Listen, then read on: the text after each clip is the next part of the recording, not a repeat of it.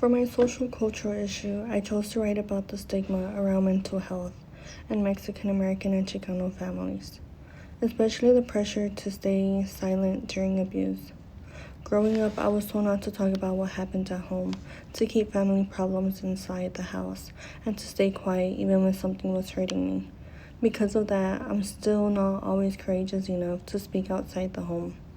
This silence also connects to the trauma our community faces from government systems like ICE, detention centers, and even the police. These are systems that should protect us, but often make us feel targeted or unsafe. My poem brings both kinds of silence together, the silence inside the home and the silence forced on us from the outside. My poem is called Two Shadows. In our homes, pain had roles. What you could say, what you must swallow, one never left the living room. Some wounds came from people we loved, their anger echoing through the walls, their silence colder than winter. And when abuse happened, the phrase came sharp and familiar, calladita te ves más bonita.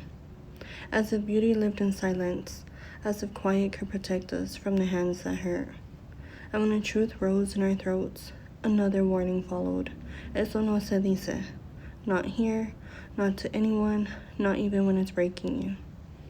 We learned the different shapes of harm, the yelling that made our hearts race, the slamming doors that felt like earthquakes, the insults disguised as jokes, the manipulation hidden under family loyalty, the hands that grabbed too hard, the threats whispered in anger, and the tears we wiped before anyone noticed. We learned to hide bruises behind long sleeves, to hide fear behind forced smiles, to hide anxiety behind jokes at the dinner table. We became experts in pretending everything was fine, even when our hearts were shaking. We learned that silence was survival, that speaking up meant disrespect, that asking for help meant betrayal. We learned to protect the family image, even when the family wasn't protecting us. But outside our front doors, another shadow waited, one shaped by laws, policies, and decisions made far from our neighborhoods. Families torn apart at borders, children sleeping under fluorescent lights, mothers praying through steel bars, fathers disappearing into detention centers like they never existed. And in our streets, another kind of fear walked beside us. Police cars creeping slowly, sirens that made our hearts race, officers who should protect but instead made us feel watched, judged, targeted. We learned to avoid eye contact, to keep our hands visible, to pray the stop wouldn't turn into something worse. Safety shouldn't feel like danger, but for many of us, it does. We watched the news and felt our stomachs twist, because even if it wasn't our family this time, it could be tomorrow. Fear like that settles deep in the bones. The government called it protection, but we saw the truth. Trauma dressed as policy, suffering justified by paperwork, and fear disguised as safety.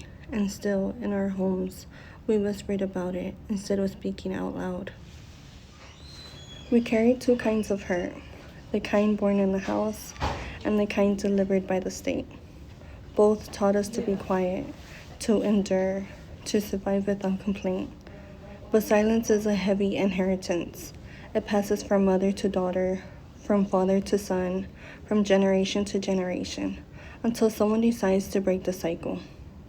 I refuse the silence, I refuse the shame, I refuse the idea that our pain is something to hide, or that our fear is something to accept. I speak now for the children who learn to tiptoe, for the families who learn to run, for the hearts carrying two shadows and told to talk about neither.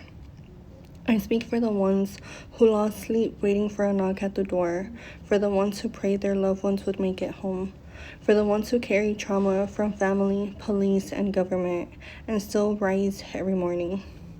We deserve homes without fear, streets without danger, policies without cruelty, and a future where healing is louder than silence. And I will not be quiet about that. This poem is my way of breaking the silence I was raised in. Being told to stay quiet at home made it hard for me to speak up anywhere else, and that silence became part of how I learned to survive. By writing this poem, I'm challenging the idea that staying quiet is the right or respectful thing to do. I'm acknowledging the harm that happens inside our families and the trauma caused by government system encounters that create fear instead of safety. These experiences shaped our mental health, yet we're often told not to talk about them. My poem is an act of nonconformity. It's me choosing honesty over fear, healing over secrecy, and courage over silence. It represents my hope for a future where Mexican American and Chicano families can openly talk about mental health, abuse, and the pain we carry without shame, without fear, and without being told to stay quiet.